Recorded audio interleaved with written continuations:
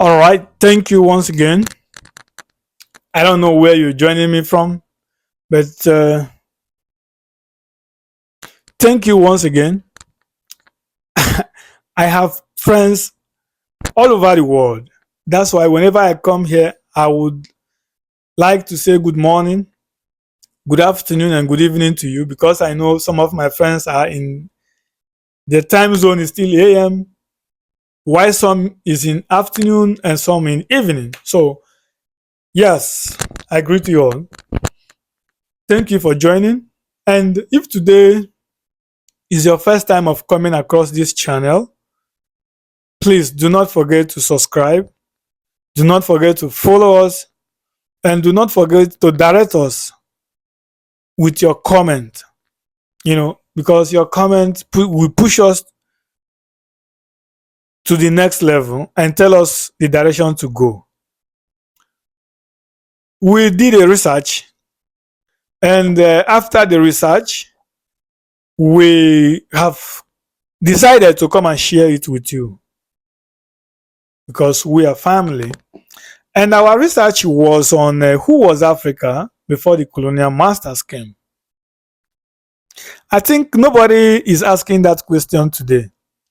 Like today, if you look at Africa, the motherland of the entire human on earth, the colonial masters came and they divided us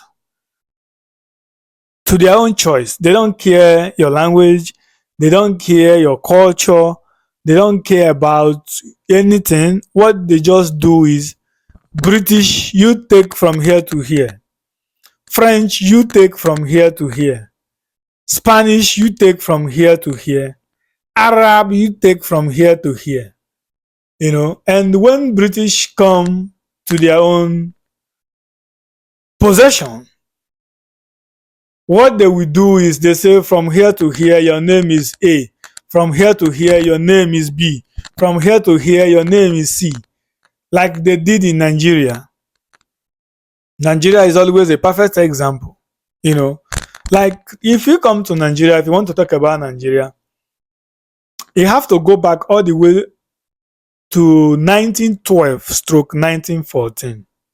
I think we should start there. Not that it started there exactly, but at least that will be a good example if we use it. Because on record it is very clear, right? That the amalgamation of Nigeria started in 1912 stroke 1914 and it was finalized in 1914. And that name Nigeria was given to Nigeria then. Now, who were these people before the arrival of the colonial masters? Because I believe the Igbo race didn't start in 1912. The Yoruba race didn't start in 1912. The Hausa race didn't start in 1912. Neither did other small ethnic groups in Nigeria started in 1912. Then who were you before the arrival of the Britain? Can you answer yourself this question? Who were you? In my own personal opinion, I am not speaking for you. I am speaking my own opinion. I want to know who I was before them. And I want to go back to that person I was from the beginning. Because my research shows that before 1912, there was Igbo kingdom living side by side with the Yorubas and the Hausas. And my research shows that there was no crisis between these three tribes before 1912. But they were doing business with each other, buying and selling to each other, marrying each other, giving in marriage and marrying their daughters. And no history of killing, no history of crisis was recorded. But since 1912, I can assure you that over 10 million people has been killed in Nigeria. 1967-1970 alone, over 6 million Igbos was killed. Over thousands of Nigerian troops was killed.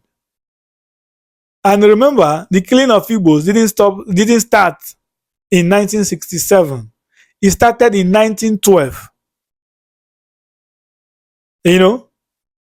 That is when the crisis started. Now, calculating it from 1912 till 2024, it's estimated that over 10 million Nigerians has been killed as a result of that amalgamation, as a result of that name Nigeria, as a result of that marriage, as a result of that union. And I will ask myself, and I am also asking you, if research and history has proven that we lived side by side peacefully for hundreds and thousands of years, and there was no crisis, there was no war, there was no even cold war among us. The business, the trade was moving on perfectly. Why not? Okay, we have gotten the result that before the amalgamation, before the arrival of these people, we lived in peace. And now, another research shows that since the amalgamation, since the arrival of these people in Africa, in Nigeria alone, over 10 million has been killed. I ask myself, whom would I want to be today? Would I want to be in that union that have taken a lot of life? Or do I want to be who I was before that promoted peace, unity, and harmony among these brothers? Which one do you like? Do you want to remain one and continue to die? And who knows who will die tomorrow? Maybe you. But God forbid, you will never die. But you need to do the right thing to save your life. You know, now, which one should I take? In my opinion, I would suggest let's go back to who we were before the arrival of the murderers that put us together and keep murdering us in cold blood war and keep weaponizing us to fight each other. I don't hate you as a Yoruba. I don't hate you as Hausa. Neither do I hate you as a Fulani. No. We have lived for thousands of years without conflict.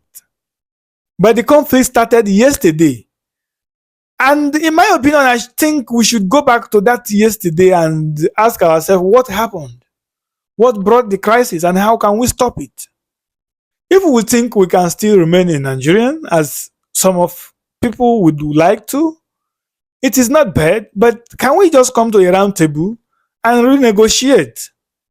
Maybe apply the Aburi Accord, as it have shown that that is the only solution for the one Nigeria. The protest that is going to happen in the nearest future, nobody knows what will happen. Nobody knows how it will go. Nobody knows what will be the outcome. But I predict, let me not predict, but I will suggest that we should channel our energy on two things. Neither separating each other, going back to our originality, or applying the Aburi Accord, which have shown that that document is the only source of peace, is the only way that unit can come back to the people. And don't forget, this Aburi Accord was agreed among the people. Nigeria was there. That is, the Fulani Hausa was represented, the Yoruba was represented, and the Igbos, the Easterns. Easterns are not just the Igbos, but Easterners. They were also there. And these three groups, these three people agreed on that Aburi. So it is not Igbo document, and it is not a Yoruba document. It is not Hausa Fulani document. It is Nigerian document. How about the 2014 confab? Are we ignoring all these documents, the precious document? It should be implemented now. And let's watch and see if it can save life. All what we're asking for is to save life. Going back to Cameroon, we know the atrocity that the government is carrying upon the people who disagree in their opinion. In Ghana, recently I find out that there is also some group of people that have been heavily marginalized by the majority. And they are the ones living in the oil-rich zones. Down to Congo, we know what is happening there, and the other part of Africa. Why not Africans come together and say, okay, who was us? Who were we before the arrival of the colonial masters? And do research to see if we lived more peacefully before the arrival of these people, or we were in more crisis then. And today, are we more peacefully or in heavy crisis?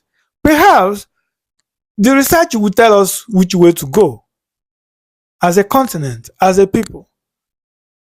So you can do that, or contact me. Let's join hands together and study your own community and see the best way that the people should follow and be more prosperous and have more peace and experience more unity.